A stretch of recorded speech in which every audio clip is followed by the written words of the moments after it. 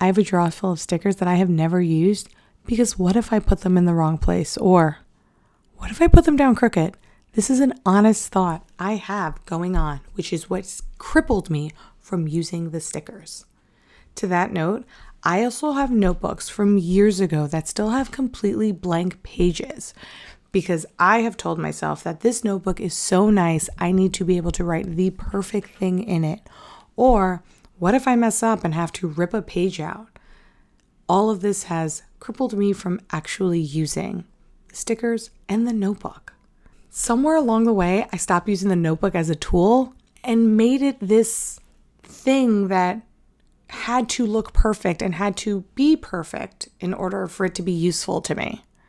It turns out that is not how that works. And I used to be so particular when I would purchase a notebook because in my mind, this would be the one. This would be the notebook that would turn everything around, get me more organized, keep me on task, and essentially put everything in order. I had a lot of expectations for a notebook, I know. And I would put so much pressure on myself and this piece of paper that I would genuinely just psych myself out into not even writing in it. Because again, what if I messed up? The amount of times I've accidentally written the date wrong, my name wrong, it would annoy me so much that I just wouldn't want to use a notebook anymore. Not the best. And then outside of that, I would get the notebook and then I would just stare blankly at the page, waiting for it to tell me what to write, or knowing that, okay, now I have the notebook. This is supposed to fix everything. It didn't. And then there would be times where I would go all in a notebook and I would go from 0 to 100, color code, an appendix, index, everything. And I would almost burn myself out because it had to be perfect and it had to have all the advice everyone was giving me on what makes the best notebook, that I would burn out after a month and then stop using the notebook because keeping up with what I created became too much. And then that notebook would also go on the shelf with the unused pretty notebooks. It was a vicious cycle. I will be very honest. I have a ton of hobbies. The amount of crocheted animals that are questionably unstable. Let me show you one. This guy. The horn is to the side. Questionably unstable, but look how cute he is. I have a number of projects living in bins waiting for me to remember that they exist. I'm okay with that because I truly believe hobbies can go unfinished. They don't have to be done right away. It's something you sit and enjoy. I loved making this. He's crooked and all, but I loved making it. It took my time. A notebook is not that. And I was, again, putting so much pressure on the type of notebook I had, the style, dot, grid, lined, blank, thinking if I had the right tool, everything would be fixed for me. And I put all this pressure on it. I really thought that at some point, the pages would figure everything out for me. They absolutely cannot.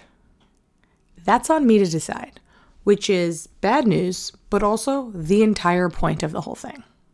It's not news that people's attention spans have gotten shorter over the years. I think I recently read something that it was around 13 minutes now. That makes complete sense because the environments that we have built reinforce that. You get notifications at any time, dings, likes, everything is meant to distract you or keep your focus and attention somewhere else instead of on the focused work you're doing. And that's why I've become more intentional with the notebook and not make it just some thing that's supposed to be perfect. It's meant to be lived in, used, mistakes, scratched out, everything. The reason you have a notebook is it's meant to sit down with you and help you hold your thoughts. When you sit down with a notebook and nothing else, there's no sound, no notifications, no algorithm trying to keep up with you. It's something to help you slow down your thoughts and write things down one at a time, instead of trying to keep up with the 10 thoughts that are racing already in my head. This will say, no matter what, I want to finish the sentence. Let me get to that. It still won't tell you what to do or even what to write. That's still on you. A notebook can only hold the answers. It cannot ask the questions. And recently I've talked about how this question that I ask has changed. It's no longer, What do I need to do today? Because that list will continuously grow longer and longer. So what I've been asking is, how do I want the day to feel? And that question has shifted my answers across the board when I plan and when I journal.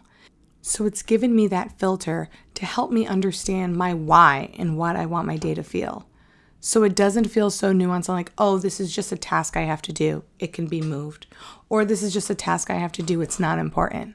So knowing what I want to protect, because I've asked myself this new question on how do I want to feel, has actually given me a standard on what I'm expecting of my day and what I can control on the day. Understanding there are absolutely times where you have no control, but I can control how I respond and I can control certain aspects at any point. And that's what I want to keep in mind.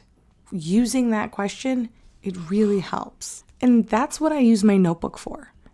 It's not really to hold a list of tasks, though I do use my notepad for that. It's always helpful. It's to help me answer the question so I don't have to redecide how I want my day to feel when everything goes all over the place. So if you want a place to start that already has some of these questions in place to really get you to think through how you want your day to feel and what time do you actually want to protect, the Open Day Workbook is available in the shop. I've used it as a way to create a vision and be honest with yourself, to really see where you're letting the day control you and where you are actively taking control of your day. So it's there if you want to try it. Subscribe if you want to hear more of this. Click the link somewhere in this area. I still have yet to figure all of this out. You can find me everywhere at Open Day Collective, and I'll see you next week for the next episode.